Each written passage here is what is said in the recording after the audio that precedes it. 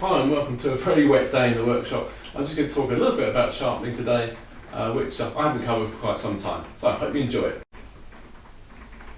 I'm doing some maintenance on my sharpening system. I'm using a diamond system and have been now for a couple of years, and it's working really well. It's very quick to set up. It doesn't need much cleaning. I use a fluid on it, a lapping fluid, so I don't need to worry about water or drying the stones afterwards.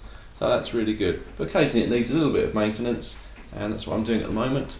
The strop that I use gets clogged up with old honing compound, and obviously the metal that takes off. So give that a little bit of a scrape with an old iron.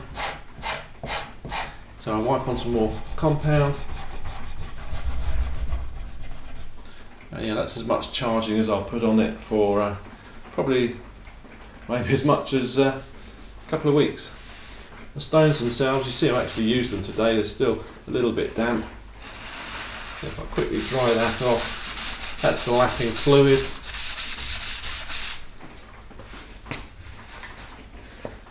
They obviously get some of the metal embedded in them as well, doesn't always wipe straight off, but using an eraser, that does a good job of getting in between the diamonds and lifting a lot more of that dirt out. Now they're looking a lot better.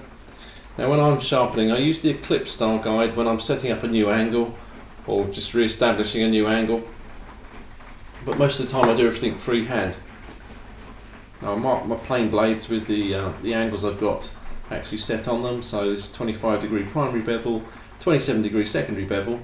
I also mark whether or not it's straight, as this one is, or whether it's cambered, and if it's cambered, how much it's cambered by.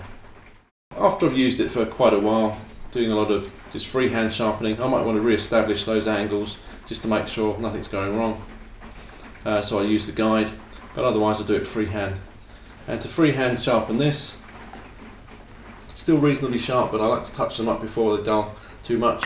I just go to the 1000 stone, a little bit of honing compound on it, pushes out the fluid in front of the tip as you come down to resting on the bevel. So you know the angle that you've got to work with. Set that, sitting on the bevel, and that'll be your primary bevel, the large bevel. And I just like to give that a little bit of a polish. That just helps move it back and just keeps the primary moving back slowly, and so I don't have to resharpen, regrind that angle too often. Then to do the secondary bevel, I find the primary, raise it up a little fraction. That's really just a matter of experience. And now I'm polishing the secondary bevel.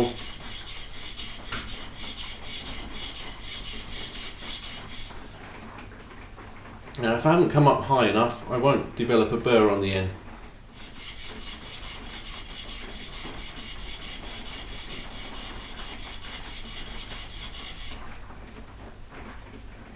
And that's great. I've got a little burr all the way along the edge.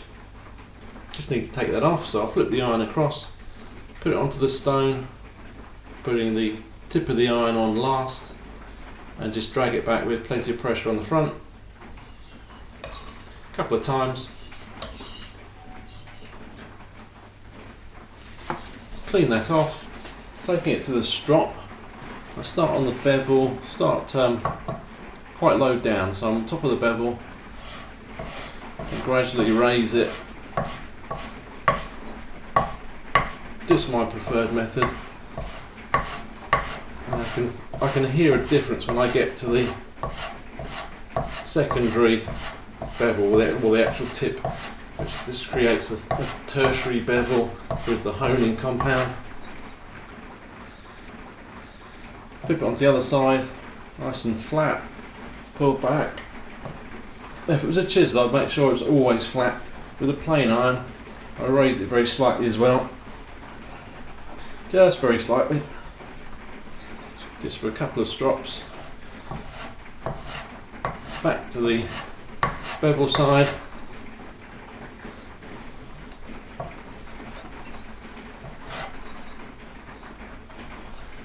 And that's it.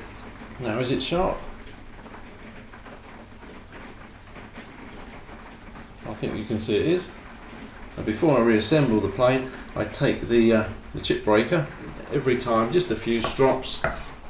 That just means constantly improving the polish on there, which is of course is where the shavings have to fly past when they're coming out the plane, so it just helps. So a quick recap while I try it out. 10 to 20 seconds on 1000 grit diamond stone on the primary bevel, then work on the secondary bevel, 1000 grit again, until you develop a continuous burr along the edge. Now remove the burr by flipping the iron over, working the back on the 1000 grit stone, and then move over to the strop and strop each side. Now having demonstrated that, I'll just take it out of the plane again and I'll just strop it very quickly and it will be as good as it was just a few minutes ago. The iron's performance is maintained, and it's amazing how many times you can go back and just strop to do that. What's more, you can be back planing in less than a minute. This old iron from a doer upper plane has got a lightly damaged edge with lots of little chips in it. We can get rid of all of those by working on a 400 grit diamond stone. I'll work a little bit on the primary bevel, moving it back a bit, and then on the secondary bevel to remove the little chips.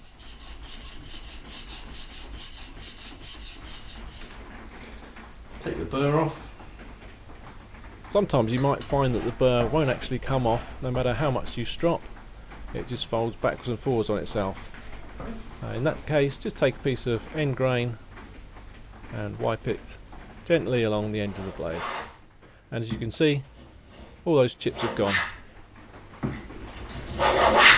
Both blades featured are Stanleys from the late 20th century, so I think that's pretty good. The surface on the wood is super, and this goes to show that for anything up to moderately dense woods, they do a brilliant job as long as they're sharpened properly.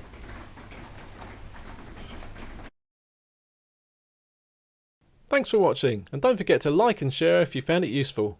Cheerio!